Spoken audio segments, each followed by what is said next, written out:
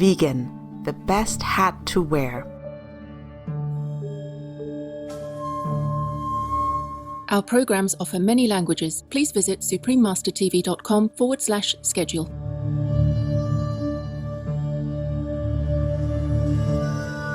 And what, bhikkhus, is right action? Abstaining from killing living beings, abstaining from taking what is not given, abstaining from sexual misconduct. This, bhikkhus, is called right action. Please stay with us to enjoy the full show.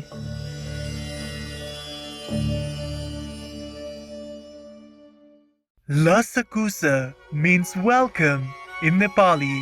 I am Bhaskar. The Lepcha people admire your dedication in striving for noble virtues and kindness. May the wisdom of the Buddha lead you to peace and happiness.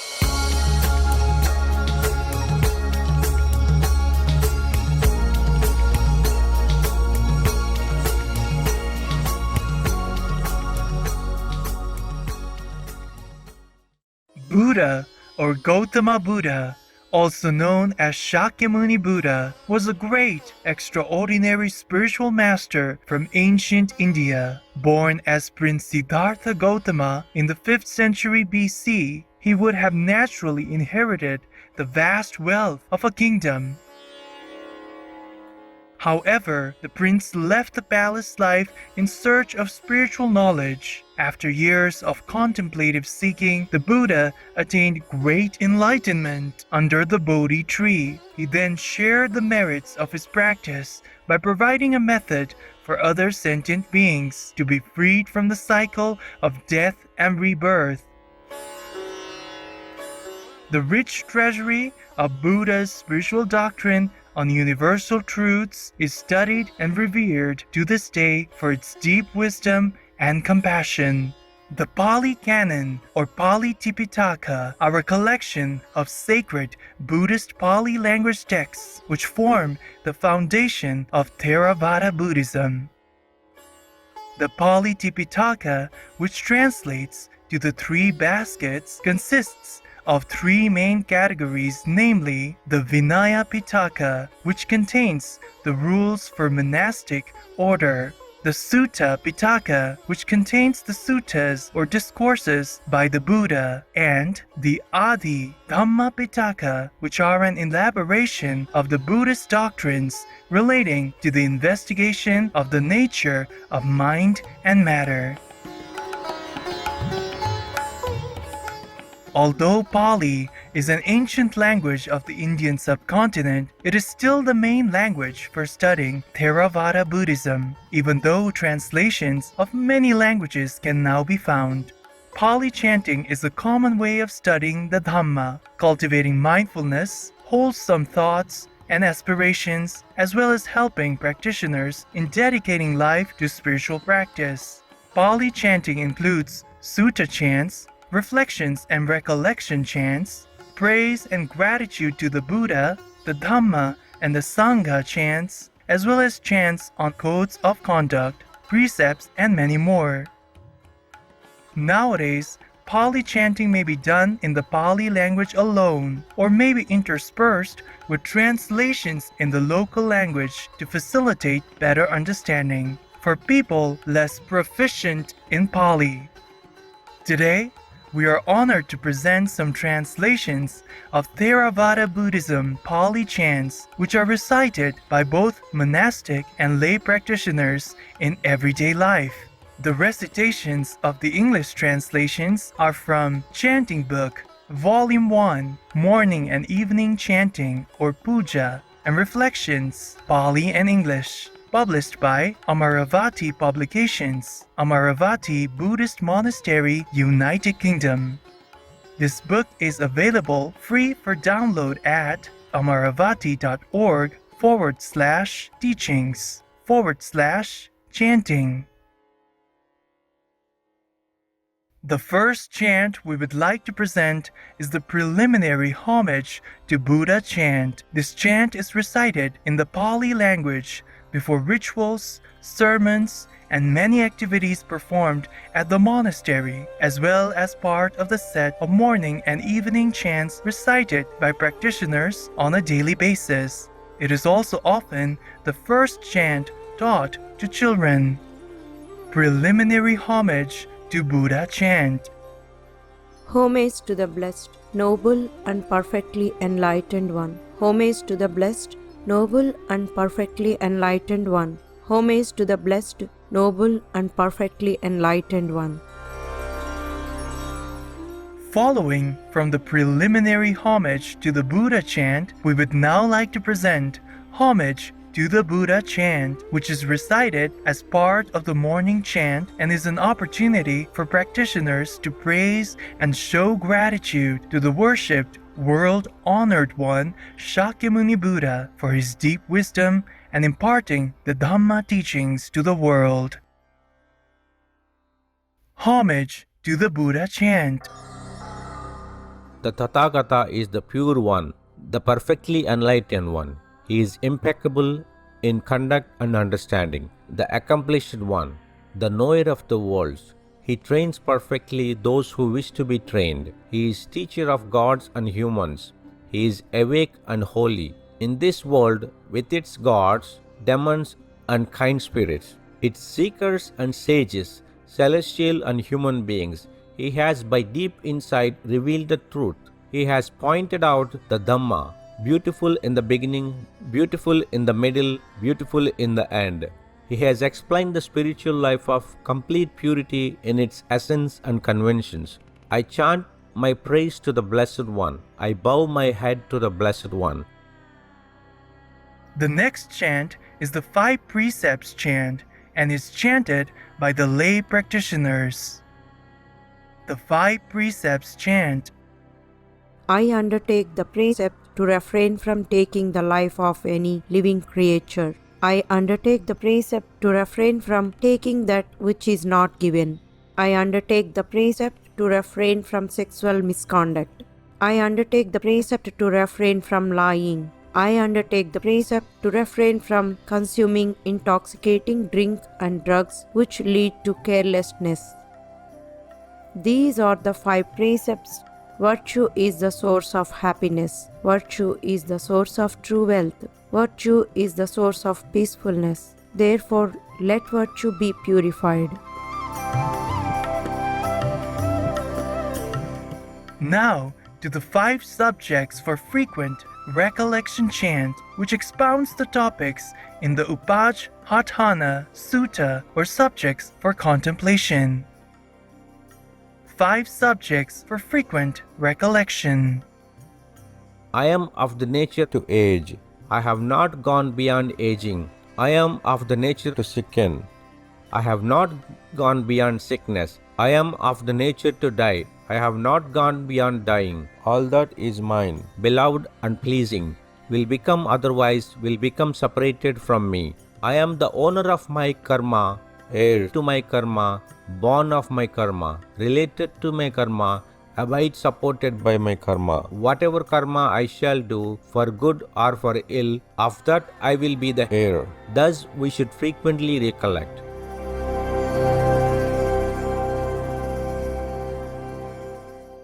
Next, we would like to present the verses on a shining night of prosperity chant, which reminds us to stay focused on the present. Verses on a shining night of prosperity. One should not revive the past nor speculate on what's to come. The past is left behind, the future is unrealized. In every presently arisen state, there, just there, one clearly sees. Unmoved, unagitated, such insight is one's strength. Ardently doing one's task today. Tomorrow, who knows, death may come. Facing the mighty hordes of death, indeed one cannot strike a deal. To dwell with energy aroused, thus for a night of non-decline, that is a night of shining prosperity. So it was taught by the peaceful sage.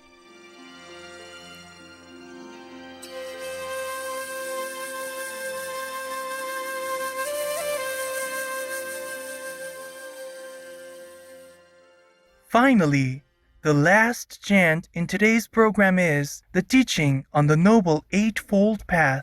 This chant expounds the topics in the Magga Vibhanga Sutta, or an analysis of the path. The teaching on the Noble Eightfold Path. This is the Noble Eightfold Path, which is as follows: right view, right intention, right speech, right action, right livelihood, right effort, right mindfulness, right concentration. And what bhikkhus is right view? Knowledge of suffering, knowledge of the origin of suffering, knowledge of the cessation of suffering, knowledge of the path leading to the cessation of suffering. This bhikkhus is called right view. And what bhikkhus is right intention? The intention of renunciation, the intention of non-ill will, the intention of non-cruelty. This bhikkhus is called right intention. And what bhikkhus is right speech? Abstaining from false speech, abstaining from malicious speech, abstaining from harsh speech, abstaining from idle chatter. This bhikkhus is called right speech. And what bhikkhus is right action? Abstaining from killing living beings, abstaining from taking what is not given, abstaining from sexual misconduct. This bhikkhus is called right action. And what bhikkhus is right livelihood? Here bhikkhus, a noble disciple having abandoned wrong livelihood, earns his living by right livelihood. This bhikkhus is called right livelihood. And what bhikkhus is right effort? Here bhikkhus awakens zeal for the non-arising of unarisen, evil, unwholesome states. He puts forth effort, arouses energy, exerts his mind and strives. He awakens zeal for the abandoning of arisen, evil, unwholesome states. He puts forth effort, arouses energy, exerts his mind and strives. He awakens zeal for the arising of unarisen, wholesome states. He puts forth effort, arouses energy, exerts his mind and strives. He awakens zeal for the continuance, non-disappearance, strengthening, increase and fulfillment by development of arisen wholesome states. He puts forth effort, arouses energy, exerts his mind and strives. This bhikkhus is called right effort. And what bhikkhus is right mindfulness? Here bhikkhus, a bhikkhu abides contemplating the body as a body, ardent, fully aware and mindful, having put away covetousness and grief for the world. He abides contemplating feelings as feelings, ardent, fully aware and mindful. Having put away covetousness and grief for the world, he abides mind as mind, ardent, fully aware and mindful. Having put away covetousness and grief for the world, he abides contemplating mind objects as mind objects, ardent, fully aware and mindful. Having put away covetousness and grief for the world, this bhikkhus is called right mindfulness. And what bhikkhus is right concentration? Here bhikkhus, a bhikkhu quite secluded from sensual pleasures, secluded from unwholesome states, enters upon and abides in the first jnana, accompanied by applied and sustained thought, with rapture and pleasure born of seclusion. With the stilling of applied and sustained thought, he enters upon and abides in the second jnana, accompanied by self-confidence and singleness of mind, without applied and sustained thought, with rapture and pleasure of born concentration, with the fading away as well of rapture. He abides in equanimity, mindful and fully aware, still feeling pleasure with the body. He enters upon and abides in the third jnana, on account of which the noble ones announce. He has a pleasant abiding with equanimity and is mindful. With the abandoning of pleasure and the abandoning of pain, with the previous disappearance of joy and grief, he enters upon and abides in the fourth jnana, accompanied by neither pain nor pleasure, and purity of mindfulness due to equanimity. This bhikkhus is called right concentration. This is the Noble Eightfold Path.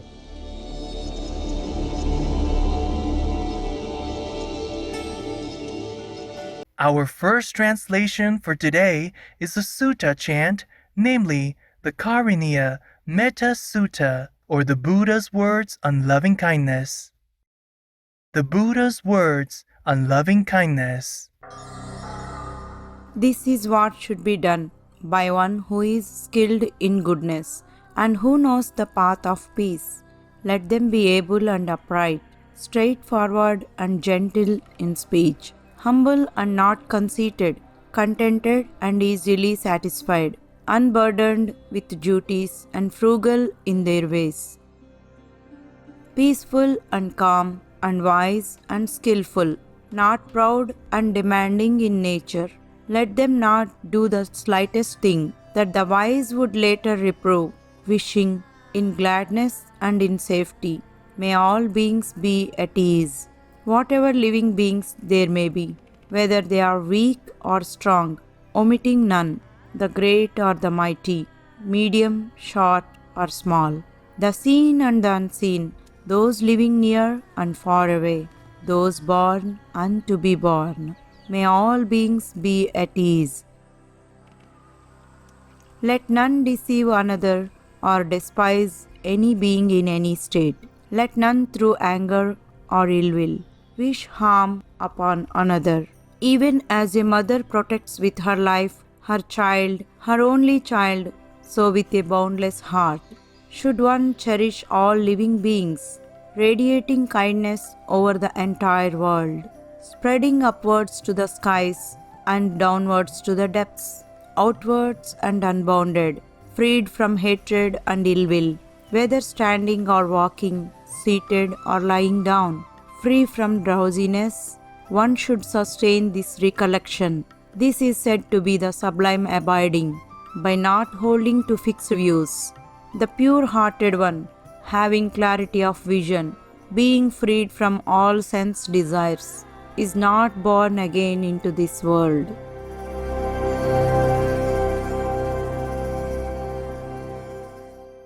Following on this concept of loving kindness, we would now like to present the reflection on Universal Well-Being Chant. Reflection on Universal Well-Being. May I abide in well-being, in freedom from affliction, in freedom from hostility, in freedom from ill will, in freedom from anxiety, and may I maintain well-being in myself. May everyone abide in well-being, in freedom from hostility, in freedom from ill will, in freedom from anxiety, and may they maintain well-being in themselves. May all beings be released from all suffering, and may they not be parted from the good fortune they have attained. When they act upon intention, all beings are the owners of their action and inherit its results. Their future is born from such action, companion to such action, and its results will be their home. All actions with intention, be they skillful or harmful, of such acts they will be the heirs.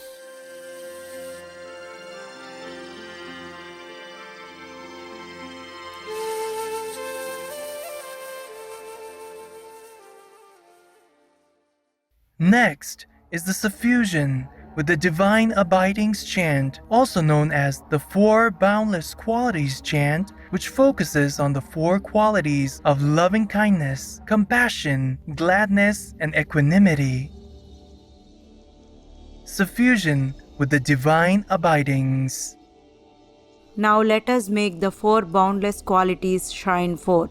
I will abide pervading 1/4 with a heart imbued with loving kindness, likewise the second, likewise the third, likewise the fourth. So above and below, around and everywhere, unto all as to myself. I will abide pervading the all-encompassing world with a heart imbued with loving kindness, abundant, exalted, immeasurable, without hostility and without ill will. I will abide pervading 1/4 with a heart imbued with compassion, likewise the second, likewise the third, likewise the fourth. So above and below, around and everywhere, unto all as to myself. I will abide pervading the all-encompassing world with a heart imbued with compassion, abundant, exalted, immeasurable, without hostility and without ill will. I will abide pervading 1/4 with a heart imbued with gladness. Likewise the second, likewise the third, likewise the fourth. So above and below, around and everywhere, and to all as to myself. I will abide pervading the all-encompassing world with a heart imbued with gladness, abundant, exalted, immeasurable, without hostility and without ill will. I will abide pervading 1/4 with a heart imbued with equanimity. Likewise the second, likewise the third, likewise the fourth. So above and below, around and everywhere, unto all as to myself. I will abide pervading the all-encompassing world with a heart imbued with equanimity, abundant, exalted, immeasurable, without hostility and without ill will.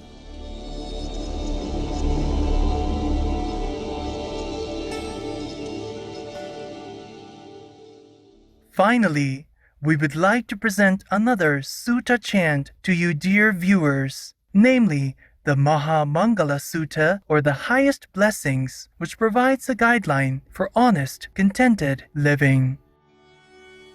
The highest blessings. Thus have I heard that the Blessed One was staying at Savatthi, residing at the Jeta's Grove, in Anantapindika's park. Then in the dark of the night, a radiant Deva illuminated all Jeta's Grove.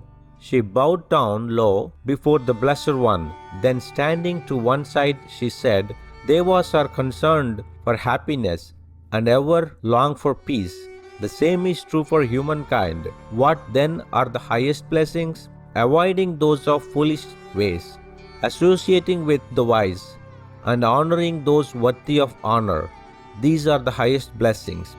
Living in places of suitable kinds, with the fruits of past good deeds, and guided by the rightful way. These are the highest blessings. Accomplished in learning and craftsman skills, with discipline highly trained, and speech that is true and pleasant to hear. These are the highest blessings.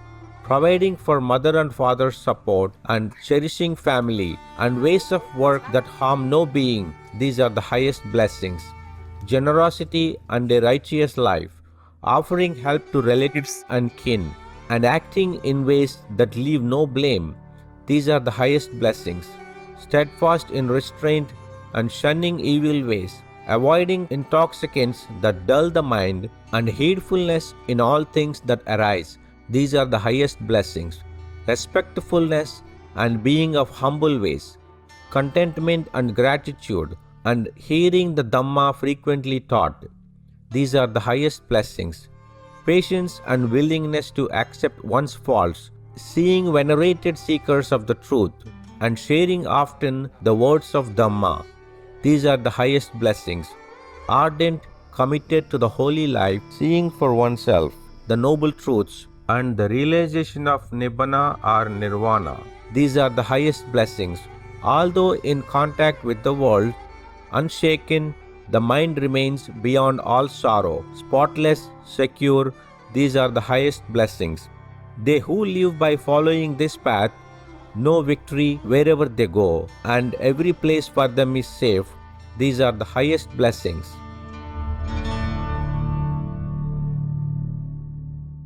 For more information, please visit amaravati.org. It has been a pleasure to have you join us for today's program on Words of Wisdom. Coming up next is Songs of Oneness, Part 1 of 2, right after Noteworthy News. May you and your family be continuously showered in Buddha's protection and blessings. Vegan, because animals are also God's children.